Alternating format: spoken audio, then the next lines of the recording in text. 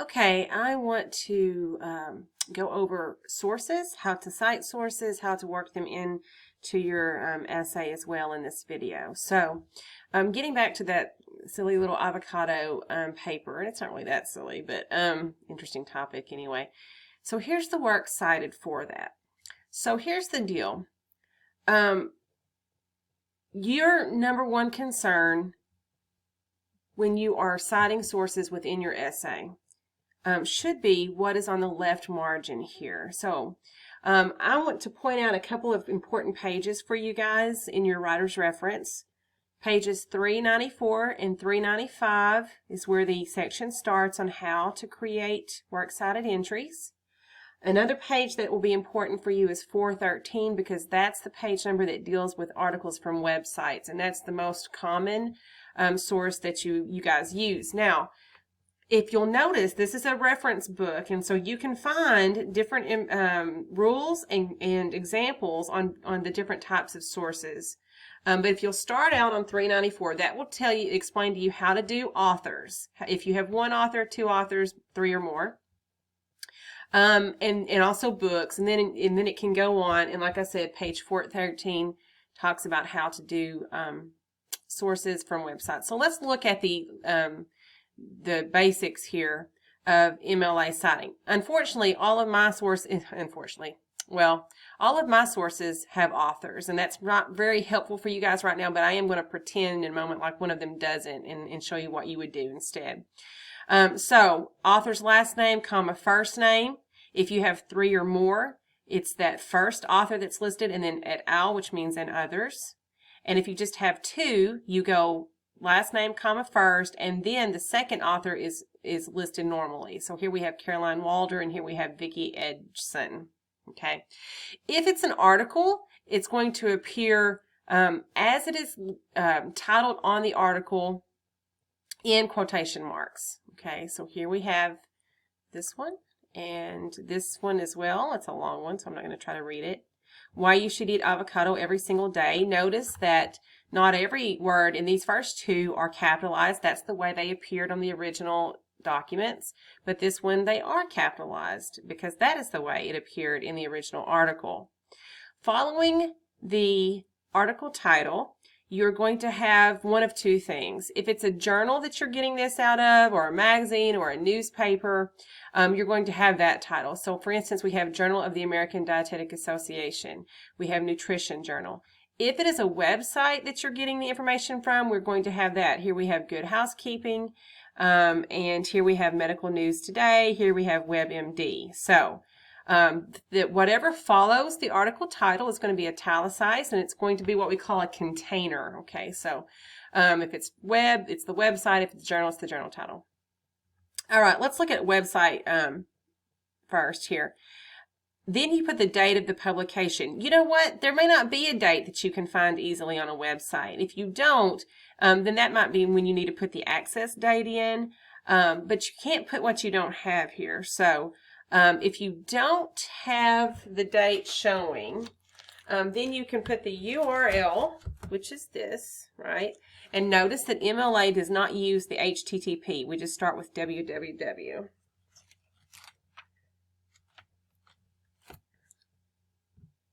Okay, and if, like, let's say they didn't have a date here, well, then we would come in right after the URL and put when we accessed it, what, 19 April 2020. Okay. All right, so that's websites. So make sure you pay attention to that. Here's a book that you can find on page 394, how to do. Book titles are italicized, so notice that's different. Article titles are not italicized. They just have quotation marks around them. Book titles are italicized, and then you put the publisher and the year that they are published.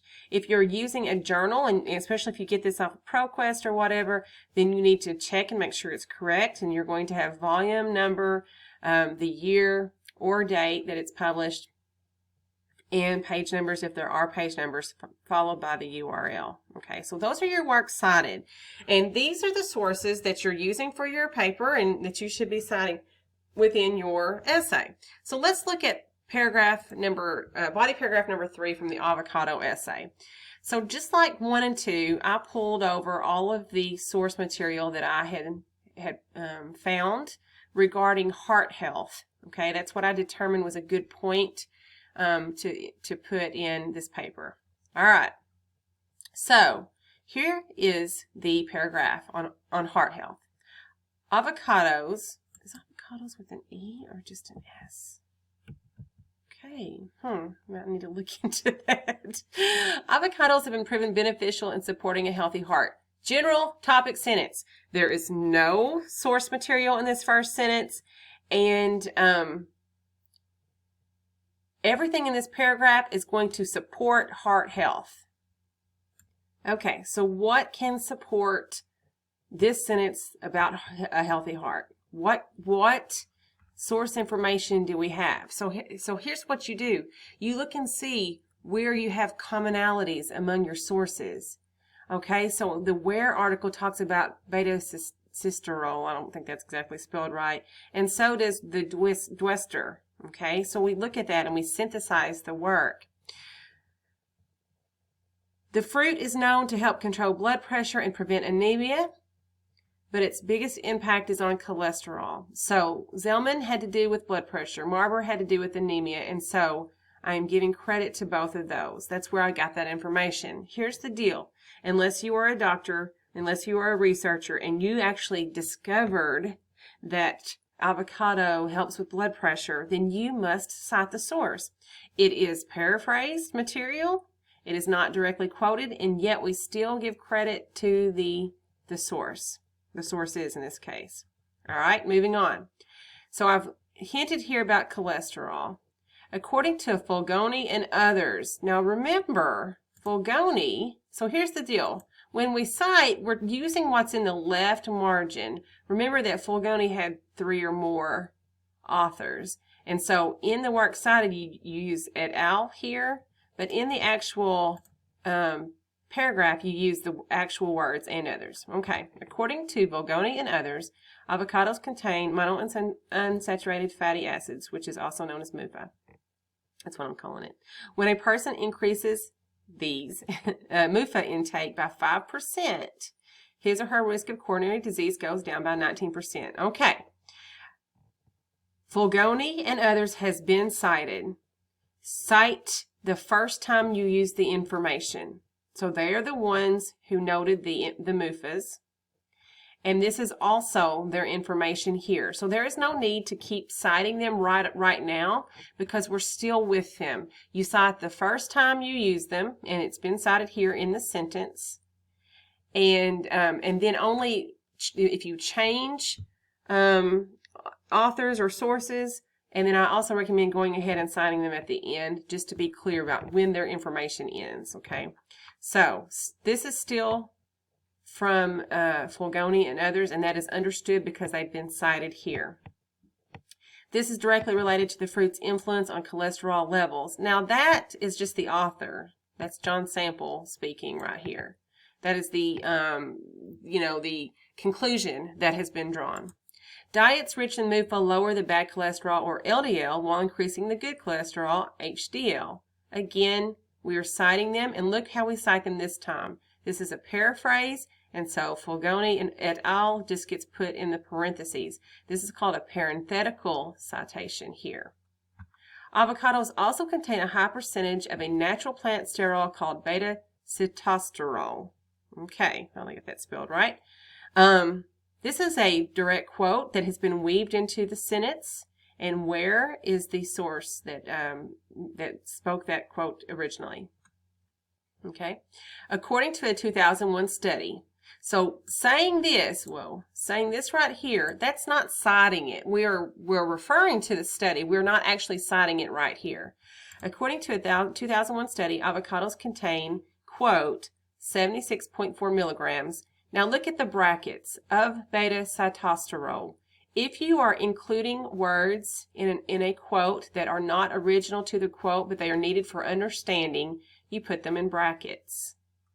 Okay, and I believe that's going to be a quiz question this week.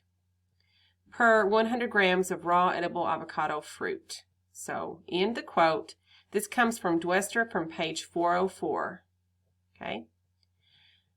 This is by far the highest concentration of the cholesterol-lowering phytosterol, with oranges being the next in line, having only 14 milligrams per 100 grams. Stilled Wester, don't have to recite here.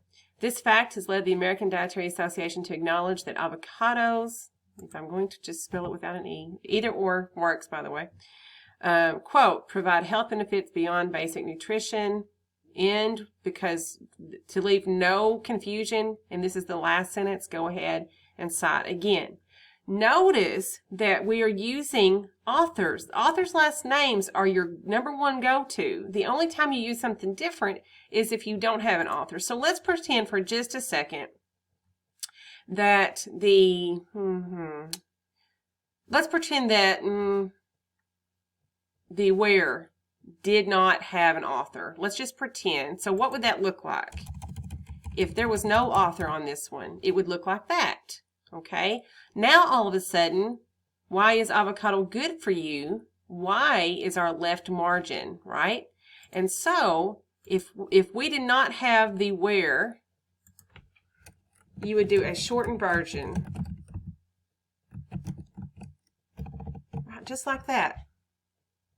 Shortened version of the title, because we are concerned with what appears on the left margin of the works cited. Okay. Obviously, we know that it does that. Megan Ware is the actual author. Okay. All right. So I hope that this helps a little bit. You are notice that there are no URLs anywhere in this paragraph. There are not ever going to be URLs in your paragraphs ever.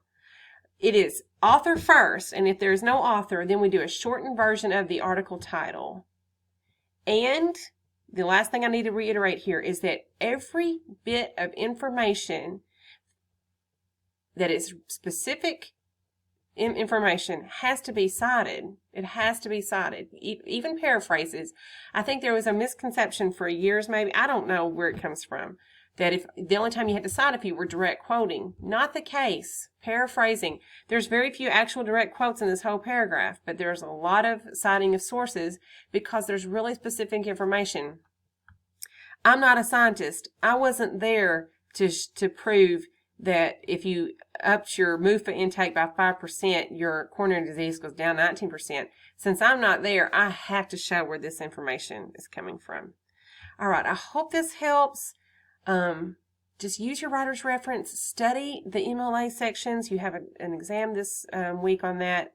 Study those. All right. I hope this helps. Talk to you soon.